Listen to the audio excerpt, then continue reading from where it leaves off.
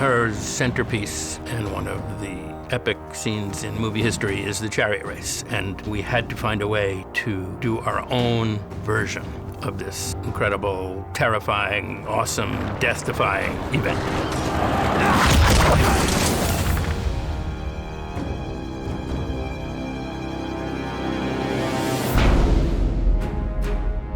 You will see them fight for honor. You will see them die for you. You have to earn the emotion in every scene. Not only do you have to care about Judah Ben-Hur, but you have to care about Masala. The interesting thing about this story is there's not really a bad guy on either side of it, but you see how two individuals have reached such a bad and painful space. And that's what makes it very exciting. Should have stayed away. You should have killed me. I will. One of the most exciting days on the set of Ben-Hur. It is the scene of the chariot races. 32 horses are going to come crashing down this racetrack. Very excited. Everybody is into it deeply. I'm watching the extras, the guys who are the drummers, the people who are the crowd. I think everybody's very excited to be in this one. The chariot race was shot over 33 separate days of filming.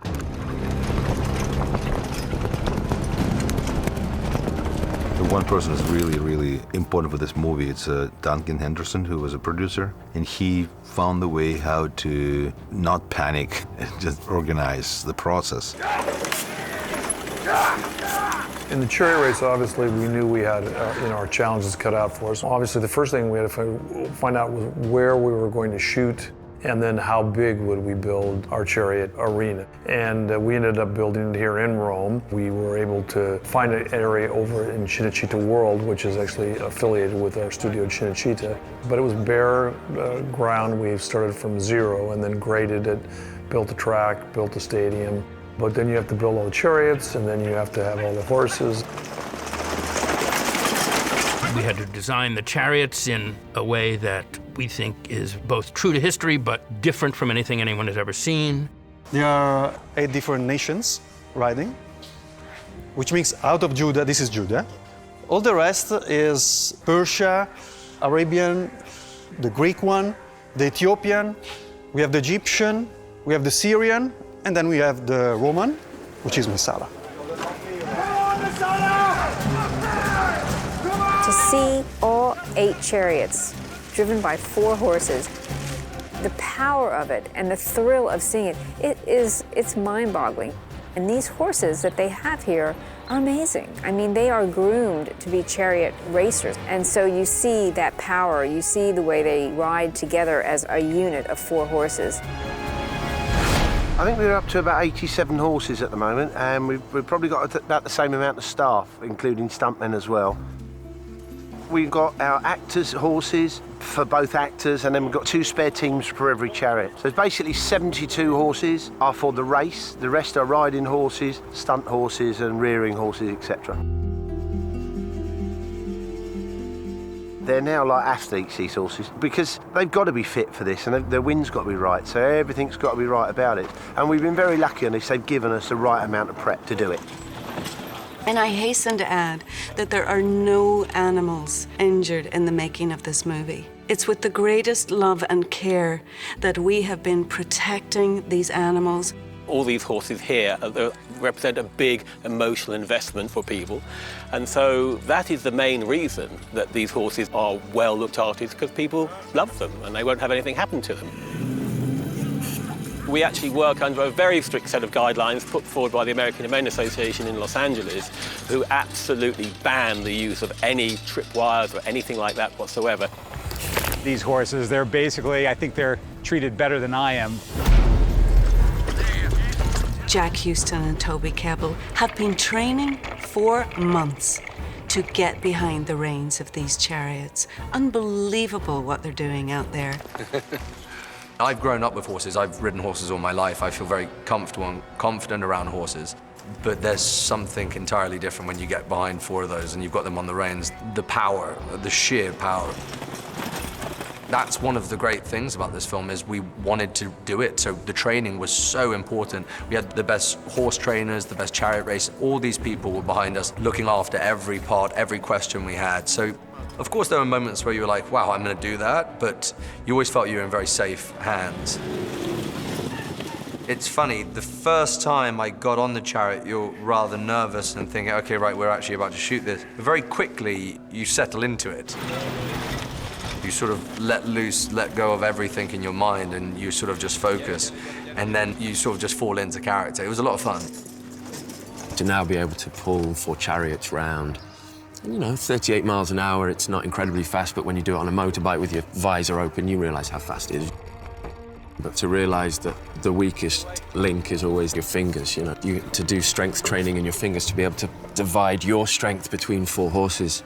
Yeah! Yes, it's difficult, but the enjoyment overrides that so heavily. It's the part of my job that I love so much. And every now and again, you get a little gift from the horses, either some past gas, to be the politest version, or their saliva, that as you're turning the corner and you're looking down at the thing with the sand blowing in your eyes and you're trying to keep your eyes open, a big whip of white froth goes straight into your mouth.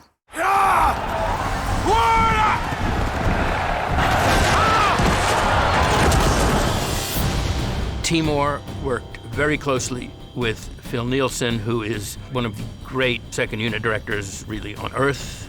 He's going to climb up, but as he's climbing up, it's just a little... It's just a little drift up. Phil Nielsen is a key person because he was in charge to shoot the all second unit, action unit stuff. I created animatic for the sequence. Then he took it and he just added more ideas and details, and then he shot almost like 60% of the shots. Timur assembled a previs. We broke that down, added more things to it, added more laps, more chariots.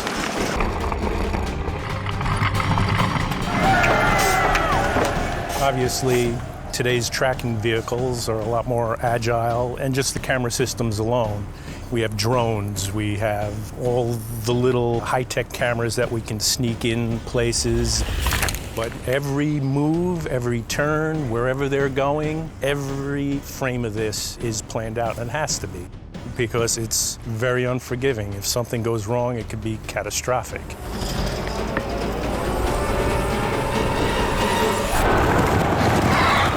When they go, they really go. You don't turn a corner, you just skid round the corner in that sand. And it's one of the most exhilarating adrenaline rushes you'll ever experience in your life. The chariots were designed to do multiple things. There's a lot of practical effects work in it, meaning having the chariots being able to tip on its side and jump. And it's getting that reality, the groundedness of physics and gravity, and make it believable. The special effects team are over there marking every frame to add scale and scope to create the Circus Maximus. What's nice about this is it's built high enough so that when you're down on the ground shooting the horses and the chariots coming around, the horses are below the wall of what you see here. And so everything we have to add gets added above.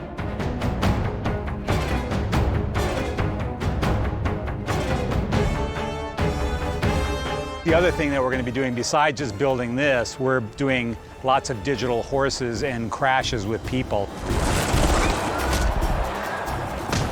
We're putting digital horses up against live action horses, and so we have to get the motion, the weight, the personality perfect, and then we wipe our horses out, and then we have to make them look like they're still real horses, and that's quite challenging.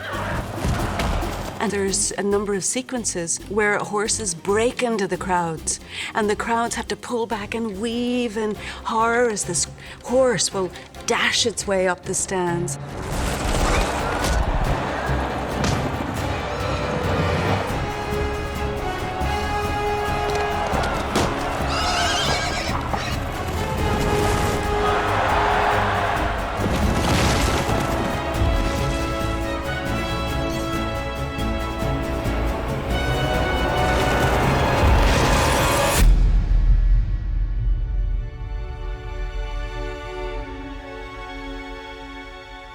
I think the most emotional moment was when we finished the chariot race.